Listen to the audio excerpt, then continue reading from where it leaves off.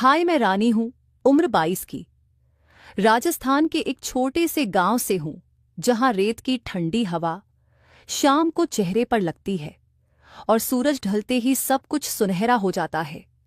मेरा रंग गेहूं है, आंखें काली काली और शरीर, अरे क्या बताऊं, थोड़ा ऊंचा सा, कमर सीधी, और जो कूल्हे हैं वह थोड़े चौड़े, जैसे गांव की कच्ची सड़क पर चलते हुए लहरें उठाती हुई।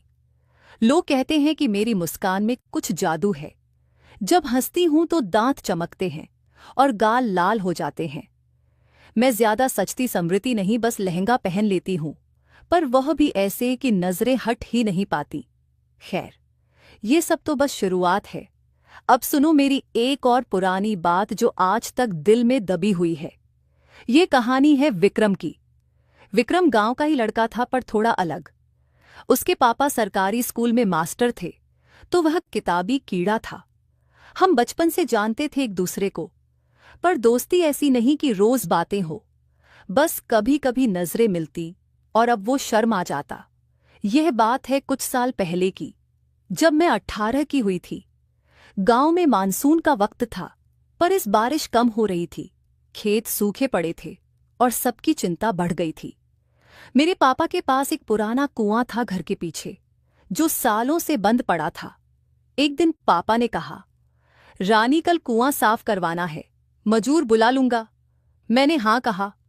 अगली सुबह से काम शुरू हो गया। मजूर आ गए, रस्सियां बांधकर अंदर उतरने लगे। दोपहर तक गंदगी निकल रही थी, पुरानी पत्थर मिट्टी का ढेर। मैं घर के अंदर से ही देख रही थी। चूल्हे पर रोटियां सेक रही थी मजदूरों के लिए। तभी विक्रम आया। उसके हाथ में एक पुरानी किताब थी। बोला, अंकल जी को देखा बाहर तो सोचा मदद कर दूं। पापा ने कहा, आजा बेटा, तू पढ़ा लिखा है, शायद कोई आइडिया दे दे। वो आया, मजदूरों को देखा, फिर बोला, अंकल यह रस्सी पुरानी लग रही है, कहीं टूट ना जाए। पापा ने हंसकर कहा, चिंता मत कर, मजूर अनुभवी है। विक्रम मेरे पास आया। मैं रोटियां बांट रही थी। उसने एक रोटी ली। बोला, रानी तू भी थक गई होगी, बैठ जा थोड़ी देर। मैंने मुस्कुराकर कहा, नहीं, काम है। वो चुपचाप खाने लगा। बाहर से मजूरों की आवाजें आ रही थी। अचानक एक चीख सुनाई दी। एक मजूर ऊपर चढ़ा। बोला, नीचे कुछ चमक रहा है, कोई पुराना बक्सा जैसा। सब उत्साहित हो गए। पापा बोले, निकालो, देखते हैं क्या है। विक्रम भी बाहर गया। मैं भी झांकने चली गई। रस्सी से बक्सा ऊपर आया, पुराना लकड़ी का ताला लगा हुआ। पापा ने चाबी ढूंढी, नहीं मिली तो कुल्हाड़ी से तोड़ा। अंदर सोने चांदी के सिक्के थे, गांव का पुराना खजाना, शायद किसी राजा का। सब हैरान। विक्रम बोला, अंकल ये सरकारी प्रॉपर्टी होगी, थाने में रिपोर्ट करो। पापा सहमत हुए। शाम तक थाने का अफसर आ गया, बक्सा ले गया जांच के लिए। गांव में खबर फैल गई। रात को सबके घर बातें हो रही थी। विक्रम मेरे घर आया। बोला, रानी आज का दिन तो कमाल का था ना। मैंने हंसकर कहा, हाँ, जैसे कोई फिल्म, तू तो हीरो लग रहा था। अपनी किताब लेकर वो शर्मा गया। बोला, अरे मैं तो बस मदद करने आया था। हम दोनों आंगन में बैठे, चांद निकल आया था। हवा में मिट्टी की सौदी खुशबू थी। वो बोला, रानी तू जानती है, मैं तुझे बचपन से देखता हूँ, तेरा चेहरा हमेशा याद रहता है। मेरा दिल धड़कने लगा। मैंने कुछ नहीं कहा, बस आंखें नीची कर ली वो, और करीब सरका उसका हाथ मेरी गोद के पास आ गया। लगा कि अब वो छुएगा, पर तभी पापा की खांसी सुनाई दी अंदर से। वो पीछे हट गया। बोला, चल मैं जाता हूँ, कल मिलते हैं। मैं बिस्तर पर लेटी रही, सोच रही थी कि उसकी आंखों में क्या था।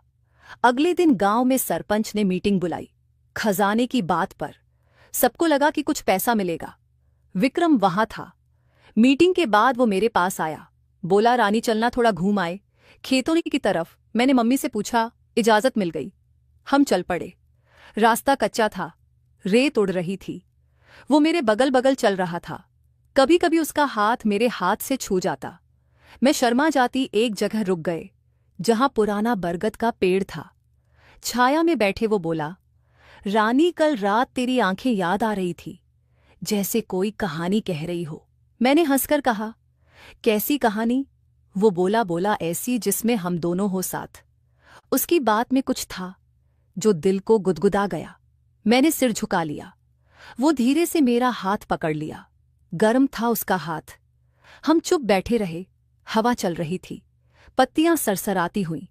लगा कि अब वो और करीब आएगा, शायद कंधा पर हाथ रखेगा। पर तभी दूर से गायों की घंटियां बजीं। गढ़रिया गुजर रहा था। विक्रम हाथ छोड़ दिया, बोला चल घर चले। रास्ते भर हम चुप थे। घर पहुंचकर मैंने कहा, विक्रम कल फिर मिलेंगे। वो मुस्कुराया। हाँ, दिन ऐसे ही बीतने लगे। खजाने की जांच चल रही थी। अफसर आते जाते विक्रम रोज आता। कभी किताबें लाता जो मुझे पढ़ने को देता। एक दिन वो बोला, रानी यह किताब पढ़, इसमें प्रेम की कहानियां हैं। मैंने ली, रात को पढ़ी। दिल और धड़कने लगा। अगले दिन मैंने कहा, विक्रम किताब अच्छी लगी, पर असल जिंदगी में ऐसा होता है क्या? वो हंसा, बोला होता है अगर दो लोग चाहें। हम फिर उसी बरगद के नीचे बैठे। इस बार वो करीब आया। उसकी सांस मेरी गर्दन पर लग रही थी। बोला, रानी तेरा चेहरा इतना नजदीक से देखा तो लग रहा है जैसे चांद हो। मैं शर्मा गई। मेरी साड़ी का पल्लू हवा में उड़ गया। वो पकड़ने को हाथ बढ़ाया। उसका हाथ मेरी कमर से छू गया। बिजली सी लगी। मैं पीछे हटी पर नजरें मिली। उसकी आंखों में आग थी। लगा कि अब वह मेरा चेहरा छुएगा। पर तभी एक कौवा कांव कावा। हम हंस पड़े। माहौल हल्का हो गया। फिर एक शाम, गांव में त्योहार था। 30 का औरतें झूले झूल रही थी। मैं भी झूला झूल रही थी। विक्रम आया। बोला, रानी मैं धक्का दूं? मैंने हाँ कहा। वो धक्का मारने लगा। झूला ऊंचा जाता तो मैं चिल्लाती। नीचे आता तो उसका हाथ मेरी पीठ पर लग जाता। जानबूझकर शायद रात को नाच गाना हुआ। सब मस्ती में। विक्रम ने मुझे नचाया। उसके हाथ मेरी कमर पर थे। गाना था पुराना राजस्थानी, मोरनी बागान में। हम घूम रहे थे। उसकी आंखें मेरी आंखों में। लगा कि दुनिया रुक गई है। नाच खत्म हुआ तो वह बोला, रानी तू नाचते हुए जैसे कोई अप्सरा। मैं हंस पड़ी। रात भर नींद नहीं आई। सोच रही थी कि यह सब क्या है, दोस्ती या कुछ और। खजाने की खबर आई। कुछ पैसा गांव को मिला। सब खुश। विक्रम के पापा को प्रमोशन मिला। वो शहर जाने वाले थे। एक दिन विक्रम आया उदास सा। बोला, रानी हम जा रहे हैं, पापा का ट्रांसफर। मेरा दिल बैठ गया। मैंने पूछा कब? बोला कल। मैं चुप रही। वो बोला, रानी मैं तुझसे बहुत कुछ कहना चाहता था। तू मेरी जिंदगी का हिस्सा है। मैंने आंखें उठाईं। बोला, मैं तुझसे प्यार करता हूं। शब्द सुनते ही सब कुछ रुक गया। मैं खुश भी थी, डरी भी। बोला, पर अब क्या करूं? दूर चले जाऊंगा। मैंने कहा, विक्रम रुजा मत, हम कोशिश करेंगे। वो सिर हिलाया, पर उसकी आंखें नम थीं। अगले दिन वो चले गए। ट्रेन पकड़ ली। मैं स्टेशन गई थी देखने। हाथ हिलाया। कई महीने बीत गए। फोन पर बातें होती, फिर धीरे धीरे कम हो गई। एक दिन खबर आई कि वह शादी कर रहा है शहर की लड़की से। मैं टूट गई, रोई बहुत। मम्मी ने पूछा तो सब बता दिया। वो बोली, बेटी जिंदगी में ऐसे ही मोड़ आते हैं। फिर 1 साल बाद मैं शहर गई पढ़ाई के लिए। वहां एक कॉलेज में एडमिशन लिया। एक दिन क्लास में प्रोफेसर ने कहा, आज गेस्ट लेक्चरर आए हैं। वो विक्रम था। अब वह टीचर बन चुका था।